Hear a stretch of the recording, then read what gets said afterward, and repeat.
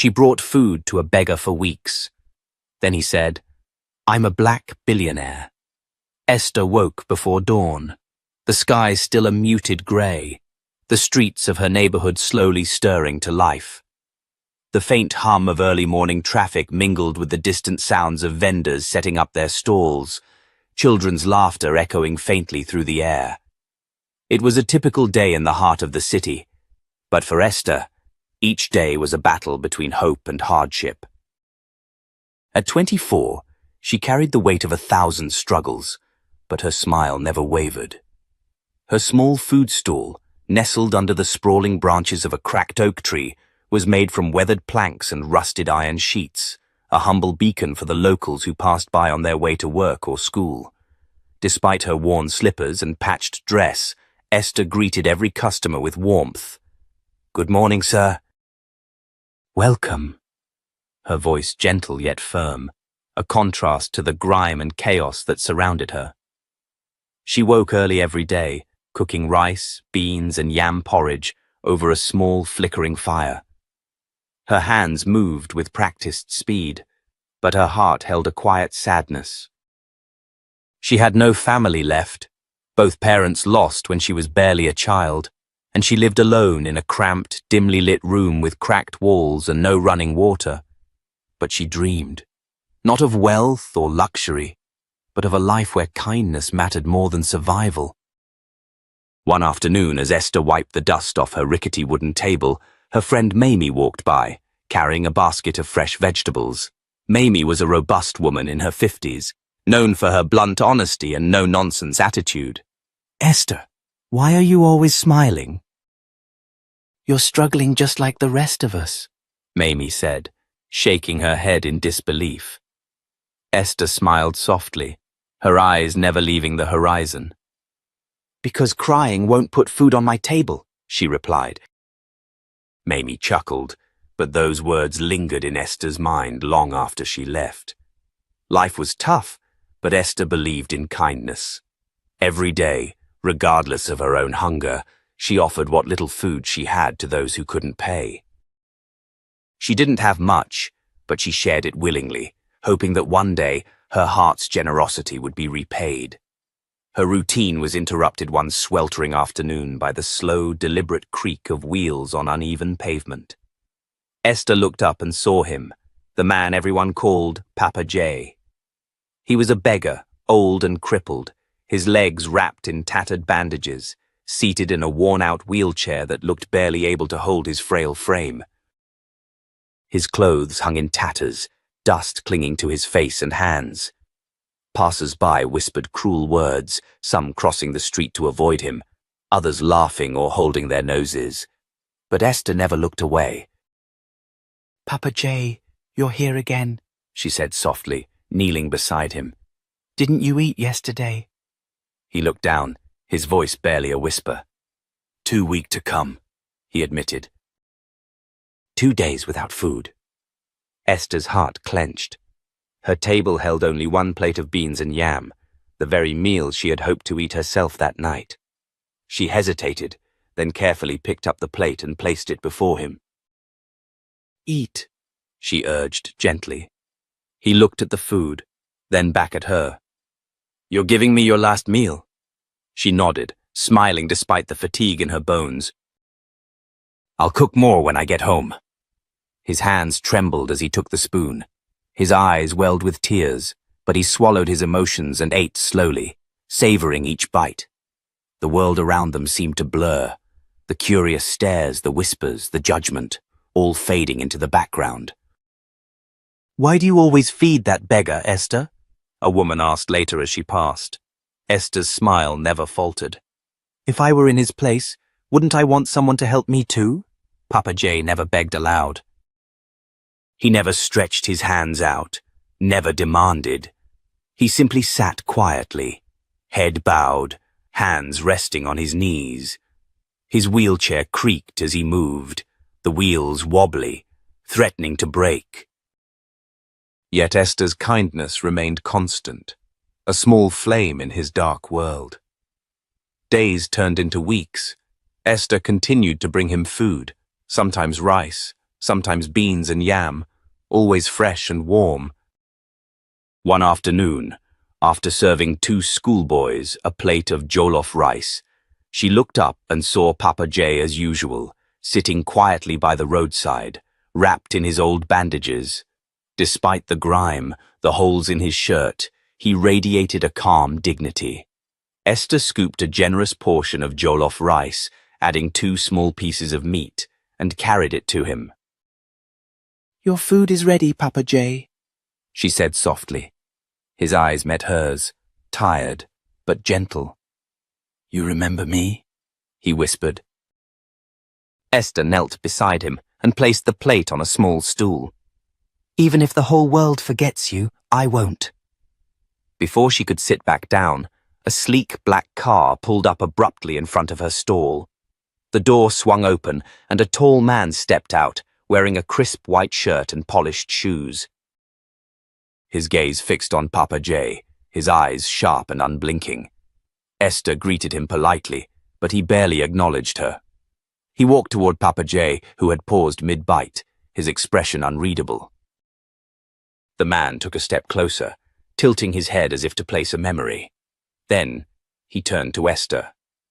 "1 plate of jollof rice with meat, please," he requested. Without hesitation, Esther served him, handing over the steaming plate. As the man ate, he glanced once more at Papa J, uncertainty flickering in his eyes. Without another word, he returned to his car and drove away. The next morning, Esther woke early as always. She cleaned her stall and scanned the street for Papa J, but he was nowhere to be found. Hours passed. No wheelchair, no Papa J. Her heart raced as she asked around. "Have you seen Papa J today?" "No," said Mamie, shrugging. Maybe he's tired of sitting there. Or maybe he's gone. 2 more days passed without a sign of him. Esther's smile faded. The joy that had brightened her stall dimmed. She served customers, but her heart ached with worry. At night, she sat alone in her tiny room, clutching the last plate she'd served Papa J. "He never misses a day," she murmured. "Not rain, not sickness." Why now? Fear gnawed at her. Something was wrong, terribly wrong, and deep inside, she knew her life was about to change forever. The morning air was thick with humidity as Esther stepped out of her small room, her heart heavy with worry. Papa J's absence gnawed at her like an ache she couldn't shake. She moved mechanically, preparing the little food she could afford, but her smile was a fragile thing, cracking with each passing moment, without news of the man who had come to mean so much more than a beggar to her. She swept the wooden floor in front of her stall, eyes darting nervously toward the busy street. The usual hum of life around her, the shouts of market vendors, the laughter of children, the constant chatter of neighbors, felt distant, almost unreal. Her thoughts kept drifting back to Papa J's weathered face, the tired eyes that still held a quiet dignity. Where could he be? Was he hurt? Had someone taken him away? Her first stop was the vegetable stall owned by Mamie, her longtime friend and sometimes harsh critic. "Mamie, have you seen Papa J?" she asked, voice barely above a whisper. Mamie's eyes softened with sympathy, but she shook her head. "No, Esther. Haven't seen him in 2 days. Folks say he might have been moved by the city's services. Or maybe he's too sick to come." Esther swallowed hard, her throat tight. "But he never misses a day, not even when it rains. Sometimes people just disappear," Mamie replied, the usual bluntness giving way to a rare tenderness. "You just have to keep hoping." Esther nodded, though hope felt thin like a thread stretched too far. She made her way to the bus stop where Papa J often sat, scanning faces for a familiar glimpse. No wheelchair. No sign of him anywhere. The days dragged on, and Esther's concern turned to despair. At the market, whispers started. questions about her devotion to a man who seemed to have vanished. "Why waste your time?" some would ask. "He's just a beggar." But Esther, though tired and frightened, held on to her belief in kindness. "Because he was a human being," she said quietly to anyone who'd listen. And sometimes that's enough. One evening, as the sun dipped low, painting the sky in bruised purples and reds, Esther sat on the edge of the street, staring at the spot where Papa J usually parked his wheelchair. Tears welled in her eyes, and for the first time in weeks, the weight of loneliness pressed down hard. Suddenly, a sleek black car rolled up beside her stall. Her heart skipped a beat. From the driver's seat, a tall man stepped out, wearing a tailored black suit and polished shoes. His eyes were intense, scanning the area before settling on Esther. "Are you Esther?" he asked, his voice calm but commanding. She nodded, clutching the cloth apron around her waist tighter. "Yes." "Who's asking?" He handed her a small sealed envelope. "Read this, and don't show it to anyone." Before she could respond, he turned and got back into the car, which sped away like a phantom. Hands trembling, Esther broke the seal. Inside was a simple note. "Come to the Grand Orion Hotel at 4 p.m. sharp. Do not tell anyone." From a friend. Her pulse raced. "A friend?" she whispered, looking up at the endless grey sky.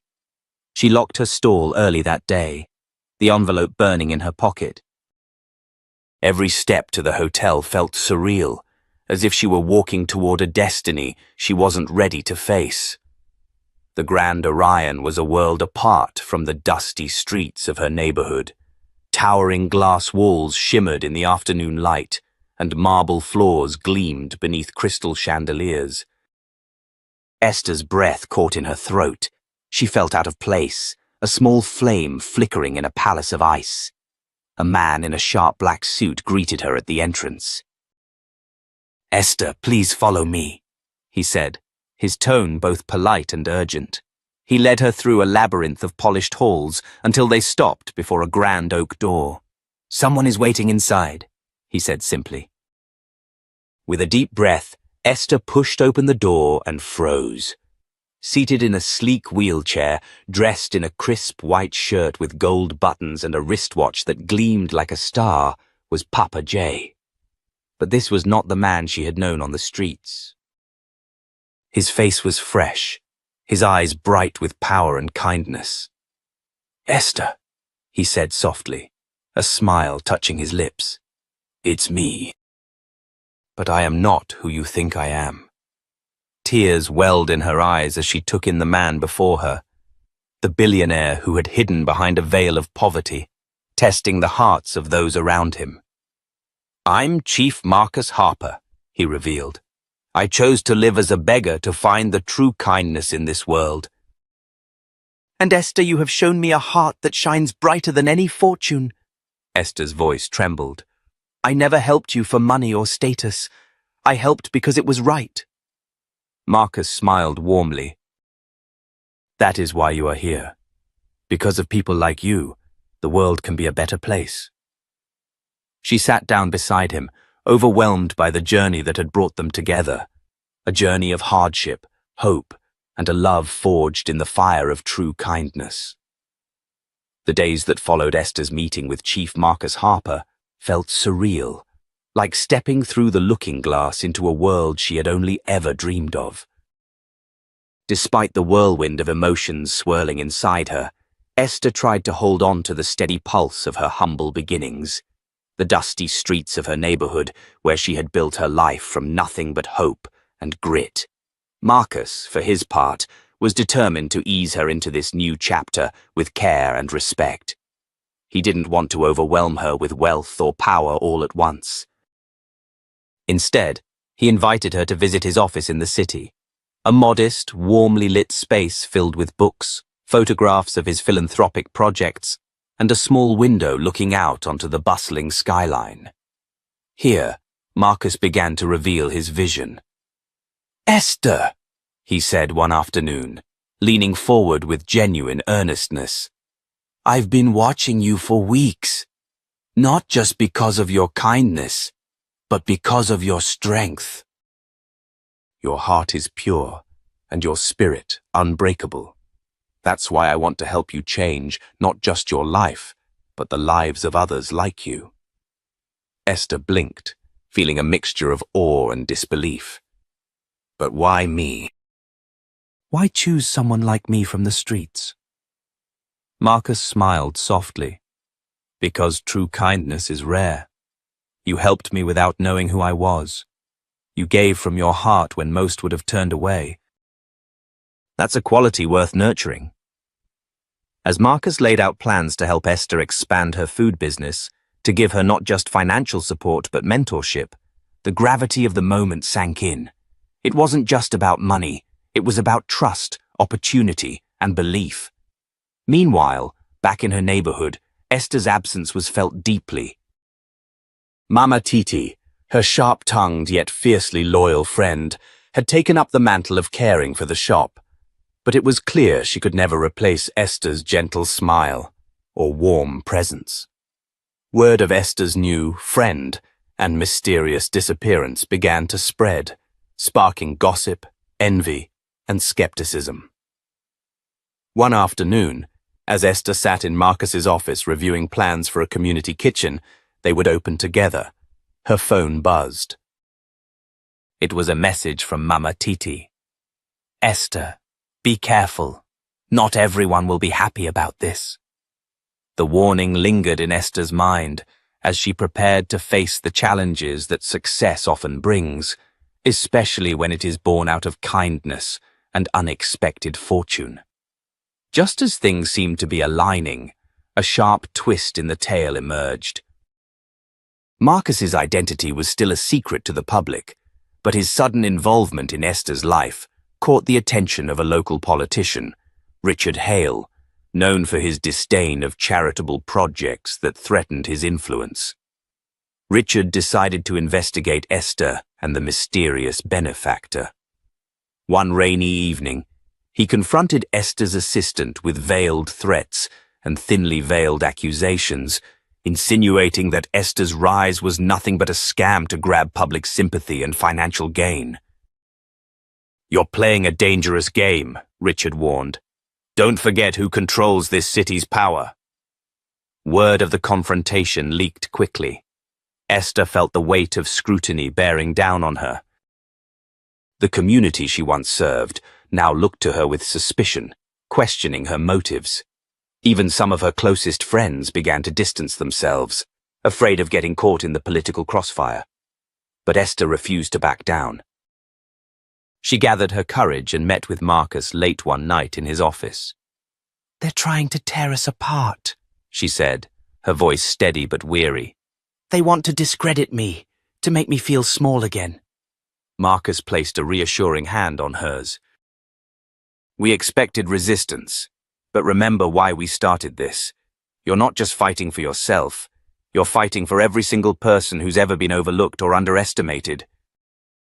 We'll face this head on. Together, they crafted a plan to expose the corruption and protect their vision. They began gathering evidence of Richard Hale's attempts to manipulate city funds and sabotage charitable efforts. Their alliance grew stronger, rooted not just in business, but in a shared mission to uplift the marginalized. In the midst of this struggle, Esther's heart remained tethered to the man who had changed everything for her. Marcus's quiet strength and unwavering faith gave her the courage to stand tall amid the storm. One evening, as they sat overlooking the city from Marcus's office balcony, Esther spoke softly. I never imagined my life could be like this. From a small stall on the street to fighting City Hall. Marcus smiled, pulling her close. It's more than a story about success. It's about truth, kindness, and justice. And you, Esther, you are its heart. As the night wrapped around them, Esther felt a deep sense of purpose. No matter what battles lay ahead, she would fight not just for herself, but for the countless others waiting for their own chance to be seen, heard, and loved. The tension in the city was palpable as Esther and Marcus prepared for the public unveiling of their community kitchen project. Word had spread about the collaboration between the humble street vendor and the mysterious benefactor, sparking curiosity and, unsurprisingly, opposition. The night before the launch, Esther lay awake, staring at the cracked ceiling of her small apartment, a place she once thought was all she'd ever have. "Esther, you ready for tomorrow?" Marcus's voice came softly through the phone. She sighed, her heart pounding. "Honestly, Marcus, I'm scared. The pressure, the politics, it's overwhelming." "What if they tear everything down? What if I'm not strong enough?" "Listen to me," Marcus said firmly. "You are stronger than you know. Remember when you helped Papa J day after day without asking for anything in return? That kindness is your armor. No one can take that away." Her mind drifted back to those early days, how Papa J's silent presence taught her more about dignity than any speech could. "I want to believe that, Marcus, but sometimes it feels like the whole city is against me." "Then we'll face it together. You're not alone." The next morning, the community kitchen stood gleaming with new hope, a beacon amidst the weathered streets. Local media swarmed, eager to tell the story of Esther's rise and the mysterious billionaire backing her. The event was buzzing with excitement until Richard Hale showed up uninvited, flanked by his political entourage. "Esther," he said, his voice dripping with condescension, "what exactly do you think you're doing here?" "Using public sympathy to mask your ambitions?" Esther felt a cold stab in her chest. "I'm here to help people, Mr. Hale. To provide food and hope to those who need it most." "Is that so? Or is this just a grand facade for something else?" His eyes narrowed as whispers spread through the crowd. Before Esther could respond, Marcus stepped forward, calm but resolute. "Mr. Hale, your accusations are baseless. This project is about community and compassion, something your administration has consistently failed to provide." The crowd murmured in approval, but Richard's sneer deepened. "Watch your words, Marcus. I know who you are, and I know your past." "Then you know I stand for what's right," Marcus shot back. "And I won't let your corruption poison this city any longer." The confrontation escalated quickly, drawing the attention of local law enforcement and the press. Esther stood beside Marcus, her fear overshadowed by a newfound courage. She raised her voice, addressing the crowd. "I don't care about politics or power. I care about people, my neighbors, friends, and even strangers. This kitchen is for them, for those who have been forgotten."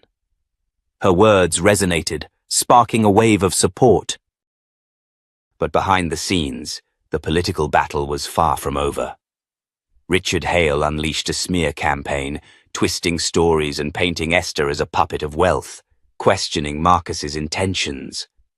Esther received threatening messages and watched as some of her old friends turned their backs, succumbing to fear and doubt. The weight of betrayal stung sharply. One evening, after a particularly exhausting day, Marcus found Esther alone on the kitchen rooftop, looking out over the city lights. "They're trying to break you," he said gently. She looked at him, eyes heavy but determined. "I won't let them. Not when this means so much to so many." He reached out, taking her hand. "We'll expose the truth, your kindness, the corruption, everything. People deserve to know." Their plan was daring. A live broadcast unveiling Richard Hale's misuse of public funds, complete with undeniable evidence. But as the day approached, the tension grew. Esther questioned if the fight was worth the price. "Marcus," she whispered, "what if I lose everything? What if my past, my mistakes, become all anyone sees?" He smiled softly. "Then we remind them who you really are. Not just a girl who brought food to a beggar, but a woman who dared to change the world." On the night of the broadcast, cameras rolled, and the city watched in stunned silence as Richard Hale's schemes unraveled. His facade cracked, revealing greed and manipulation. Public outrage surged, and calls for his resignation echoed through the streets. Esther stood tall beside Marcus, her heart racing. This was the moment their fight for justice began to bear fruit. As the crowd outside chanted their support, Esther whispered, "This is just the beginning." The fallout from the live broadcast was swift and unforgiving. Richard Hale's political career imploded as evidence of his corruption flooded the media. Protesters gathered outside City Hall demanding his resignation, and a formal investigation was launched. Meanwhile, Esther's community kitchen became a symbol of hope and resilience, but the victory was far from complete. Esther sat in her modest office above the kitchen, staring at the glowing screen where news anchors dissected the scandal. The weight of the fight rested heavy on her shoulders. She looked over at Marcus, who was meticulously planning the next steps. "This isn't just about exposing Richard," Marcus said, not looking up from his notes. "It's about making sure the system changes, that people like him can't ruin lives without consequences." Esther nodded, her mind swirling with both hope and doubt. "But how do we keep going?" "We've made enemies, and it feels like every day brings new challenges." Marcus finally met her gaze, his eyes steady. "Because what we're building is bigger than any one person. It's about the community, about justice, and about showing that kindness and courage can topple even the most powerful." Suddenly, a knock sounded on the door. It was Linda, Esther's longtime friend and the kitchen's lead volunteer. Her face was pale, her voice trembling. "Esther, there's a problem. Some of the suppliers are pulling out. They say they don't want to be associated with the scandal." Esther's heart sank. "We need those supplies. Without food, this kitchen can't feed anyone." Marcus clenched his fists. "They're scared, but we can't let fear dictate this. We have to find new allies, people who believe in what we're doing." Over the next few days, Esther and Marcus worked tirelessly, reaching out to local farmers, activists, and even small business owners who wanted to support the cause. Slowly, the kitchen's shelves began to fill again. But the attacks didn't stop. One morning, as Esther was opening the kitchen, a black SUV screeched to a halt outside. Two men in suits stepped out and approached her. "Esther Collins?" one asked coldly. "Yes," she replied, her voice firm. "We're from the city's regulatory board," the man said, flashing badges. "There have been complaints about your operation. We're here to conduct a surprise inspection." Esther swallowed hard but nodded. "Of course, we have nothing to hide." The men scrutinized every corner of the kitchen, taking notes and snapping pictures. One of them sneered at the spotless counters and well-organized shelves. "This place is suspiciously clean for a community kitchen," he muttered. Marcus appeared beside Esther. "We follow all health and safety regulations. If you have concerns, you're welcome to review our records." The inspectors left with a warning to keep things in check. It was clear their visit was more about intimidation than genuine concern. That afternoon, Esther confided in Marcus. "They're trying to wear us down, Marcus. Every day something new. It's like a war." Marcus placed a reassuring hand on her shoulder. "That's why we fight harder. Because the stakes are too high to back down." But the battle wasn't just external. Some community members began questioning Esther's motives, influenced by whispers and rumors spread by those loyal to Richard Hale. One evening, as Esther closed up the kitchen, her friend Linda approached with tears in her eyes. "I don't know if I can do this anymore. People are saying you only want fame. They don't believe in what you're fighting for." Esther's eyes filled with tears. "That hurts more than anything, but I won't give up. Not when so many people are counting on us." Days later, a prominent local journalist published an article portraying Esther as a mere pawn in Marcus's scheme to gain power. The piece was filled with half-truths and innuendos, Esther read it alone in her office, her hands trembling. Marcus entered and sat beside her. "They're trying to destroy your reputation," he said quietly. Esther looked at him, resolve hardening in her eyes. "Then we'll show them the truth. We'll let our work speak louder than their lies." Together, they organized a town hall meeting, inviting supporters, skeptics, and media alike. Esther stood before the crowd, her voice steady despite the butterflies in her stomach. "I didn't start this kitchen to become famous. I started it because I saw a need that no one else was meeting. Every plate of food served, every smile shared, is proof that kindness can change lives." The crowd erupted in applause, the support palpable. Even some of the skeptics were moved by her sincerity. As the meeting ended, Marcus whispered, "You did it, Esther. You reminded everyone why this matters." That night, Esther sat by the window, looking out over the city skyline. The fight was far from over, but for the first time in a long while, hope burned brightly. She whispered to herself, "This is just the beginning." The momentum from the town hall meeting gave Esther and Marcus a brief but much-needed boost. Supporters rallied around them, donations trickled in, and the kitchen buzzed with renewed energy. But with every victory came an equal measure of resistance, and the forces aligned against them were growing desperate. One crisp autumn morning, Esther arrived at the kitchen to find a small crowd gathered outside.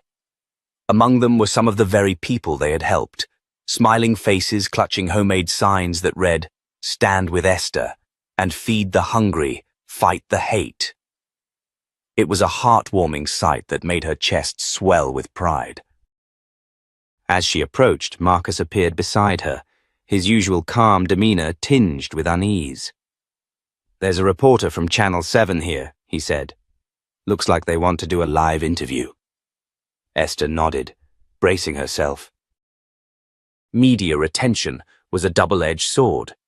While it brought awareness, it also opened the door for further scrutiny and attacks. The reporter, a sharp-eyed woman named Tanya, approached with a microphone and camera crew in tow. "Esther Collins, your story has inspired many, but there are rumors suggesting your efforts may not be entirely altruistic. How do you respond?" Esther took a deep breath, steadying her voice. "I understand skepticism, but everything we've done here is for the community. It's about feeding people, lifting spirits, and creating a place where everyone is welcome, regardless of their background." Tanya pressed, "What do you say to those who claim this is a publicity stunt, or that you're being manipulated by powerful figures like Marcus?" A flicker of frustration crossed Esther's face, but she held firm. "I started with nothing but a small food stall and a big heart. I don't need anyone to tell my story. The faces of the people we feed every day tell it better than I ever could." The camera zoomed in on her determined expression before cutting away. As the crew packed up, Esther felt a tap on her shoulder. Turning, she found Marcus, his eyes grave. "There's more," he said quietly.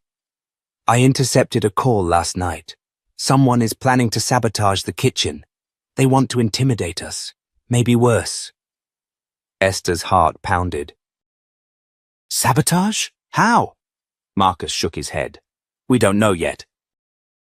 But I've doubled security and alerted the local police. We need to be ready for anything." That evening, as the kitchen doors closed and volunteers headed home, Esther lingered, lost in thought. Suddenly a loud crash echoed from the storage room. Her breath caught. She raced down the hall to find the door forced open, supplies scattered and broken. A note lay pinned under a heavy can. "Stop now or else." Fear gripped her, but she refused to show it. Instead, she called Marcus, her voice steady. "They've started." The next few days were a whirlwind of tension and vigilance, yet the community rallied stronger than ever, volunteering in greater numbers and donating what they could. Even skeptics turned into supporters as they witnessed Esther's unwavering resolve. But amidst the chaos, Esther noticed a change in Marcus. He grew quieter, often disappearing for long hours. One late afternoon, she confronted him in his cramped office. "Marcus, what's going on? You're not yourself." He hesitated, then sighed. "I'm trying to find who's behind this. But there's something else, something personal. I'm not just fighting for the kitchen. I'm fighting for my family's legacy, and I fear the past might catch up." Esther reached out, placing a hand over his. "You're not alone. We'll face it together." Meanwhile, on the other side of town, Richard Hale watched the news with a bitter sneer. The scandal had cost him dearly, but his influence still lingered. He was not ready to give up. His phone rang. It was a voice Esther had never heard but would come to dread, an anonymous threat warning her to back off or face ruin. Esther listened, her hands trembling but her spirit unbroken. "I'm not afraid," she said firmly. "You can't silence the truth." Days later, during a busy lunch service, the kitchen's power suddenly cut out. Panic flickered across the faces of patrons and staff alike. Volunteers scrambled to keep things under control, handing out cold meals and candles. Esther stood in the center, rallying her team. "We don't stop here. We adapt. We fight." Outside, police had arrived, investigating a suspicious fire set to nearby equipment. The community's support swelled as more people realized the lengths some would go to stop Esther's mission. In a moment alone, Esther sat on the stoop, the night air cool against her face. She pulled out her phone and dialed a number. "Chief George?" she whispered. "Yes, Esther," his warm voice answered. "I heard about the attacks. Stay strong. We will stand with you." A flicker of hope sparked in her heart. The battle was far from over, but Esther knew she was no longer fighting alone. As dawn broke, Esther looked out over the city skyline, her eyes fierce with determination. "This kitchen is more than food. It's a beacon, and I will protect it, no matter what." The tension in the air was palpable as Esther and Marcus prepared for what felt like the most critical moments in their fight. Every success had been met with fierce resistance, but this time, the battle was no longer just about the food kitchen. It had become a fight for dignity, justice, and the right to be heard. Esther sat in her small office, the glow from the city lights outside barely penetrating the weight pressing down on her. Marcus was beside her, scrolling through files on his laptop, documents, messages, and surveillance footage they had gathered over the past weeks. Their enemies were cunning, using every trick in the book to undermine their efforts. Suddenly, Marcus paused and pointed at the screen. "Look at this," he said quietly. "It's a video from last week. Someone followed you after the town hall meeting. They tried to intimidate you, but you didn't notice." Esther leaned in, her eyes narrowing. "Who was it?" Marcus shook his head. "Unknown. But whoever they are, they're escalating." Her phone buzzed, breaking the silence. It was Tanya, the reporter from Channel 7. "I have an interview set up with the mayor," Tanya said breathlessly. "This is our chance to expose the corruption, but we have to be careful." "He's powerful, and he won't go down without a fight." Esther nodded. "I'm ready. The community deserves the truth." The next morning, the town square was crowded. News crews, activists, and curious townsfolk gathered, the air thick with anticipation. Esther stepped up to the microphone, her heart pounding, but her voice steady. "We stand here today not just to feed the hungry, but to demand fairness. We will not be silenced by fear or threats. Our mission is justice, and we will see it through." Applause erupted, but from the crowd emerged a figure who brought a hush. Mayor Reynolds, a man known for his polished smile and behind-the-scenes manipulations. His eyes cold, he stepped forward. "Miss Collins," he began, his tone oily, "your claims are baseless. You tarnish this town's reputation with lies." Esther met his gaze, unflinching. "I have proof. Emails, documents, witness testimonies. Your administration has been diverting funds meant for community aid." The mayor's confident mask cracked. "This is slander. You will regret these accusations." But before he could continue, Marcus stepped forward, holding up a folder. "These documents were obtained legally. We have every intention of taking this to court." Chaos swirled as supporters rallied around Esther and Marcus, while the mayor's allies sputtered, caught off guard. The power dynamics were shifting, and the mayor knew it. In the days that followed, the kitchen's volunteers faced harassment, vandalized walls, stolen supplies, and anonymous threats. But the community's spirit only grew stronger, their resolve hardened by the adversity. One evening, Esther received an unexpected visitor, Detective Harris, a seasoned officer with a reputation for integrity.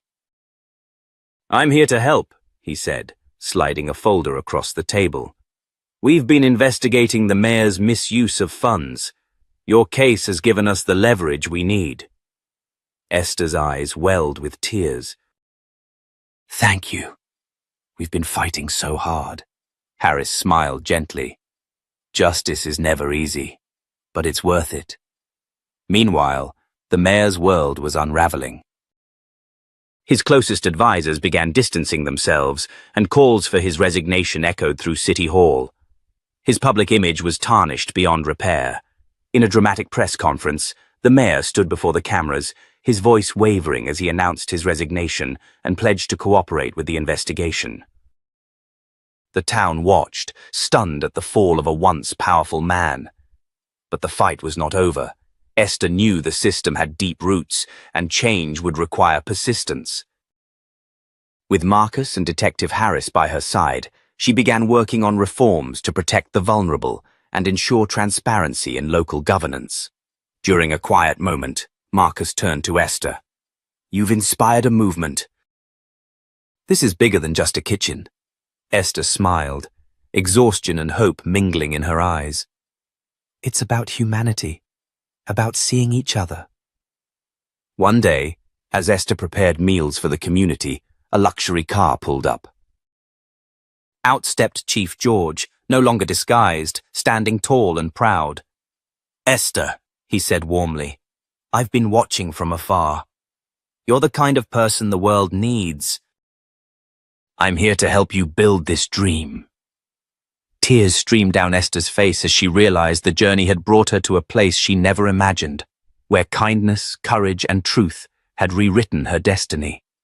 The sun was just beginning to set over the city skyline, casting a warm golden hue across the streets that had witnessed Esther's journey from a struggling food vendor to a beacon of hope and change.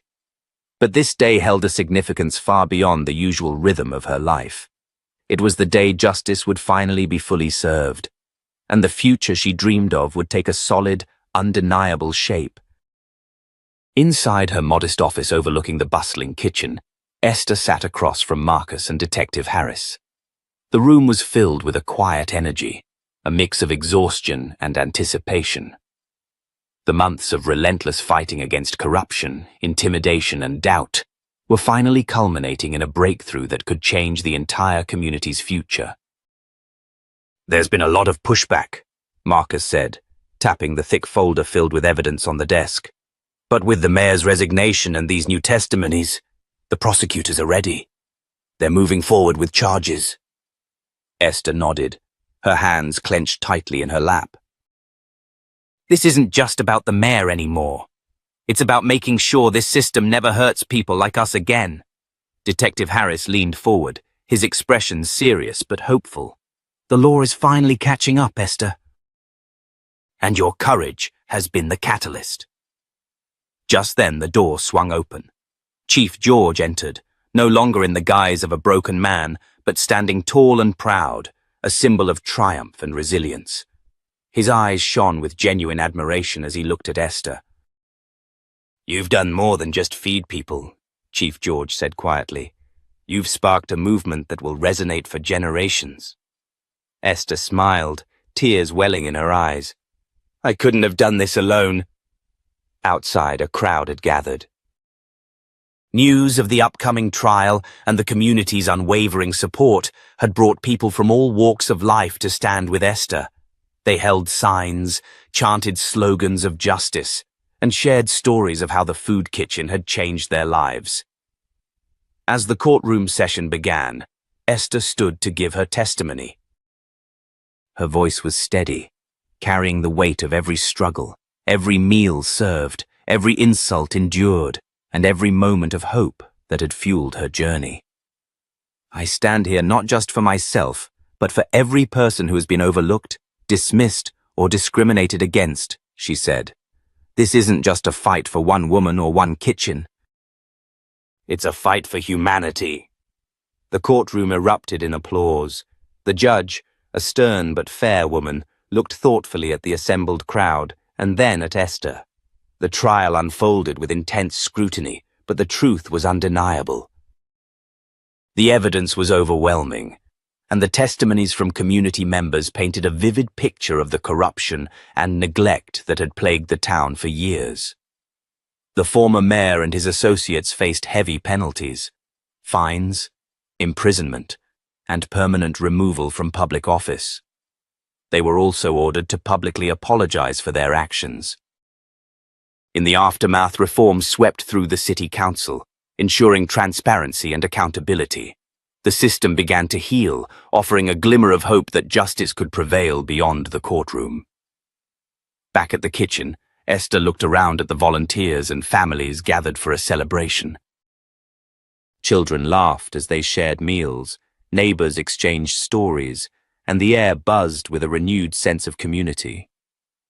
Marcus approached, handing Esther a small plaque. "For your unwavering spirit and dedication to justice," he said with a proud smile. Esther's eyes sparkled. "This is for all of us." That evening, under the soft glow of lanterns, Esther and Chief George sat together, reflecting on the journey. "You showed the world what kindness and courage can do," Chief George said. "And the truth is, anyone can make a difference." Esther nodded. "I've learned that giving isn't about what you have, but about what's in your heart." As the stars twinkled above, Esther whispered a silent thank you to those who had supported her, to the man who had seen her worth, and to the community that had refused to give up. This story, dear viewers, reminds us that true strength lies in compassion and resilience. That justice, no matter how delayed, is worth fighting for, and that the smallest acts of kindness can spark the greatest revolutions. If this story touched your heart, please share it with those who need hope. Like, comment your thoughts, and subscribe to support more stories of courage and change. Together, we can make a difference, one story at a time. Thank you for watching, and may kindness always find you.